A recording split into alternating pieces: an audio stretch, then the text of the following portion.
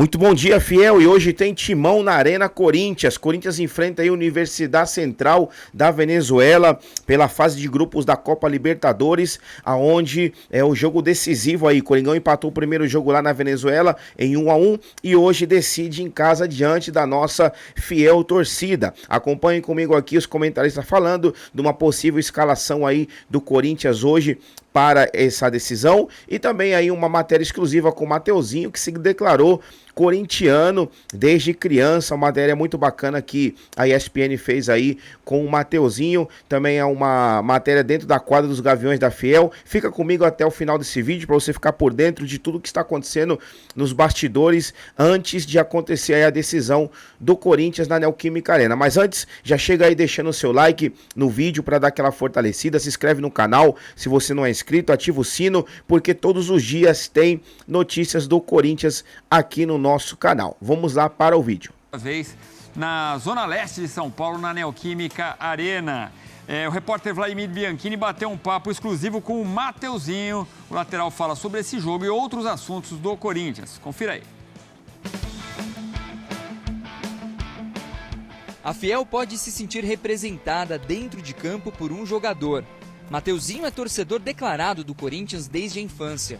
Uma paixão que herdou do avô ainda quando morava em Londrina.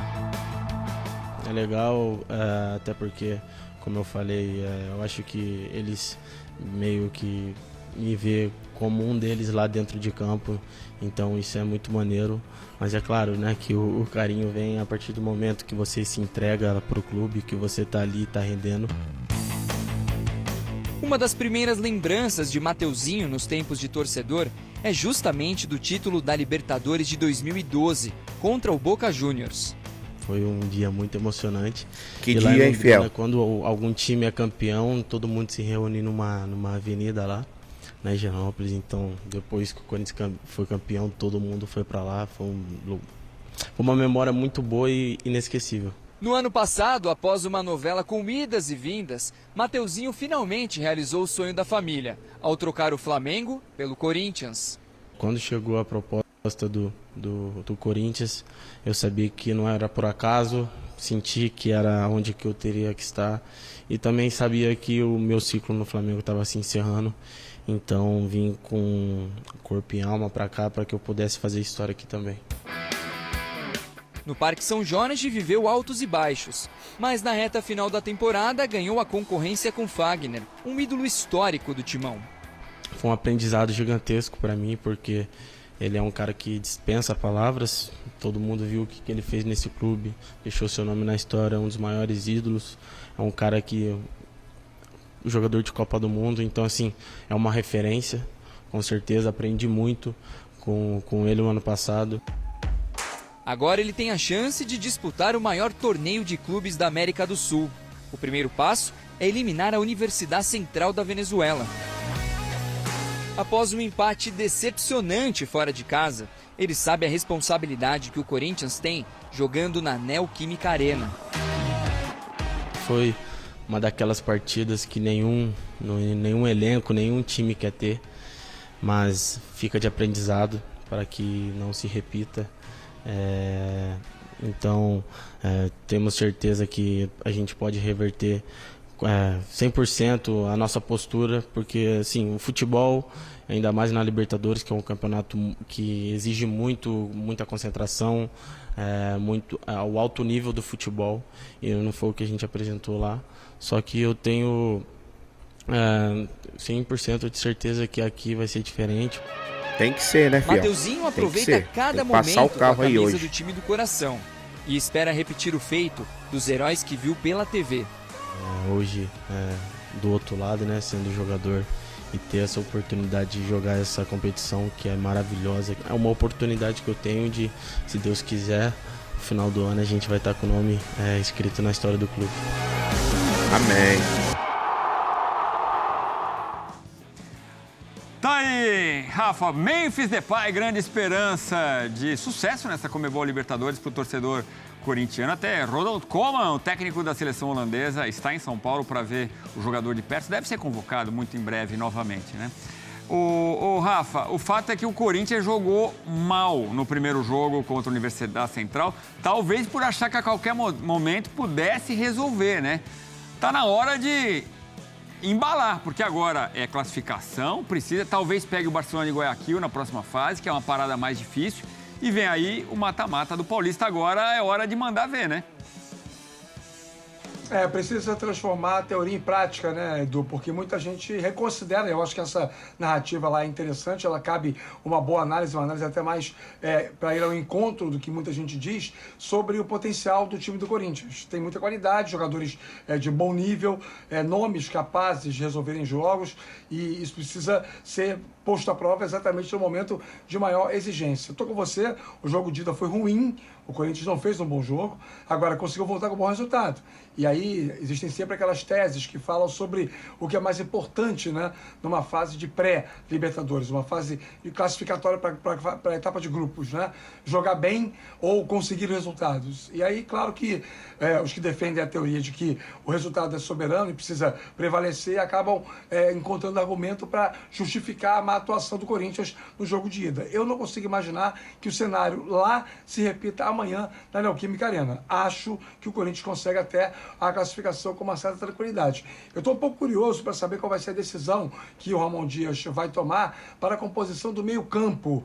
O Corinthians tem o Garro como jogador de mais qualidade, mas sempre tem aquela discussão sobre quem deve ocupar as outras vagas. O Cantillo deve jogar, o Martínez talvez numa função um pouco mais recuada. Eu acho que quanto mais talento o técnico argentino puder colocar em campo para que o Corinthians tenha o controle técnico do jogo, melhor. Inclusive para a dupla de ataque, né? Depay com Yuri Alberto. Quanto mais jogadores que sabem chegar à frente puderem ser escalados, melhor. O Corinthians não precisa ter muita preocupação defensiva amanhã. Não percebi no adversário qualidade para poder levar tanta preocupação assim ao gol corintiano, principalmente jogando na Neoquímica Arena. Acho que o Corinthians consegue essa classificação, avança para a fase 3. E aí pega um adversário, provavelmente, né, com mais camisa, com mais tradição e com uma exigência um pouco maior. Amanhã é o típico cenário para que o time mostre ao torcedor a que veio na temporada, Edu.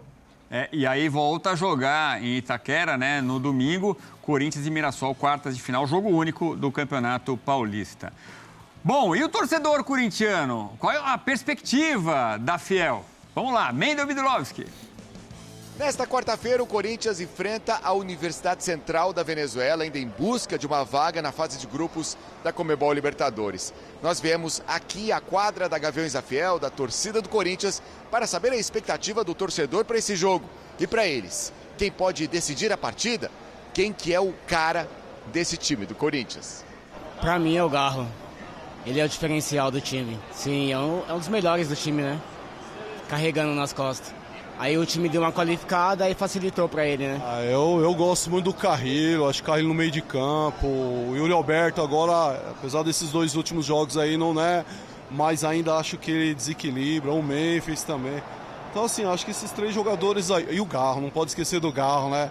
Esses quatro jogadores aí realmente é o suporte ali do time, né? O Rodrigo Garro e o Hugo goleiro. Que eu acho que ele tem o espírito do Coringão, assim, a postura, ele tá o tempo todo lutando, dando carrinho, a visão de jogo, aí ele entra no jogo e aí ele já reclama com a arbitragem, ele tá o tempo todo em cima, tá sempre vivendo o jogo, assim, intensamente os 90, assim como a torcida que canta os 90. Então ele é a cara do Coringão. O time adversário é fraco, meteu uns 4-0, tira os bambambam do time e poupa já pro Paulista para as quartas de domingo, né? Acho que é isso. Tô confiante, tem que estar. Se não tiver confiante para amanhã, vai estar confiante quando? Mas pelo menos os três a gente tá achando, né? Mínimo, né? 3, 2, 1. Vai, Corinthians! Tá bom de garganta, meninão. Boa! Tem que estar confiante contra a Universidade Central. Esse jogo você vai acompanhar com a gente aqui na tela da ESPN no Disney+. Vamos falar também sobre o Corinthians, que joga amanhã na Neoquímica Arena contra a UCV, né, Universidade Central da Venezuela, né? Um time que se mostrou bastante frágil no primeiro jogo lá em Caracas. Agora o Corinthians, depois de empatar lá, incrivelmente empatar lá pelo placar de 1-1, agora joga em casa por uma vitória simples para avançar à próxima fase da Libertadores. O Léo Lepre vai trazer informações para a gente do time de Ramon Dias. Chega mais, Léo. Fala pessoal, boa noite a vocês, boa noite a todos que nos acompanham. O Corinthians encerrou a preparação para o duelo decisivo de amanhã contra a Universidade Central da Venezuela. O técnico Ramon Dias fez um treinamento na tarde de hoje e existe uma expectativa muito grande que ele repita o esquema com 3 atacantes. Ramon Dias vinha jogando muito com o 4-4-2, que é o esquema preferido dele, do filho Emiliano, mas já no jogo contra o Guarani, no último fim de semana pelo Campeonato Paulista, o treinador argentino testou uma nova formação com Thales Magno no time titular. E ele deve repetir essa escalação, ou pelo menos, na verdade, repetir Thales Magno entre os titulares para o duelo de amanhã. Thales Magno, o artilheiro do Corinthians essa temporada, entraria no lugar de Ranieri, que teve uma lesão muscular ainda na partida de ida lá na Venezuela há uma semana e está se recuperando. Então, a expectativa é que o Corinthians seja mais ofensivo, já que precisa da vitória, porque um empate vai levar a decisão para a próxima fase, a terceira e última fase preliminar antes da fase de grupos, para os pênaltis. Com isso, um provável Corinthians para amanhã teria Hugo Souza, Mateuzinho, André Ramalho e também Choca. Na lateral esquerda, Hugo, e o único volante desse time, o venezuelano José Martínez. Mais à frente, André Carrilho, Rodrigo Garro, Thales Magno, Yuri Alberto e Memphis Depay. Memphis Depay que tem ainda uma motivação especial, já que o treinador da Holanda, Ronald Koeman, chegou ao Brasil, esteve na partida contra o Guarani, mas o Depay entrou ali no segundo tempo, jogou poucos minutos e existe uma expectativa muito grande que o Koeman assista então o Depay jogando nesse duelo contra a Universidade Central da Venezuela para avaliar aí se ele pode ser novamente convocado para a seleção holandesa. Então o Corinthians com força máxima, apenas Ranieri de fora, já que está se recuperando uma lesão muscular do time titular. Tá tudo pronto, agora só falta o Corinthians garantir a classificação para a terceira e última fase prévia, como eu dizia, antes da fase de grupos da Libertadores. Valeu, Léo, obrigado pelas informações. Seguinte, meu caro Carlos Eduardo Mansur, Ramon, amigos do Troca de Passes, o Léo passou ali as informações, né? De acordo com elas, há a possibilidade de jogar com 3 atacantes, Thales Magno no meio-campo e o Breno Bidon sendo uma opção no banco de reservas. Nessa escalação tem o Hugo como lateral esquerdo, mas há também uma possibilidade de o Corinthians jogar com a sua formação tradicional, né? O 4-4-2, aquele losango de meio campo, sem o Thales Magno, ele no banco de reservas, com a entrada do Bidon, para formar com Carrillo, Martínez e Garro o meio campo, e a entrada do Matheus Bidu na lateral esquerda. Então, há essa possibilidade também, embora ele tenha treinado das duas maneiras. Você fosse Ramon Dias, meu caro Carlos Eduardo Mansur, é claro que o adversário se mostrou muito frágil, né? E há uma tendência, pelo menos muita gente imagina que você jogar com 3 atacantes, você, na teoria, será mais ofensivo. Nem sempre isso se confirma na prática. Mas, como você sabe de todas as coisas, Mansur, você escalaria o Corinthians com 3 atacantes ou com 4 homens no meio campo? Não, primeiro que sim, eu não acho que essa opção vai ser decisiva. Não imagino que isso seja decisivo para o Corinthians classificar ou não.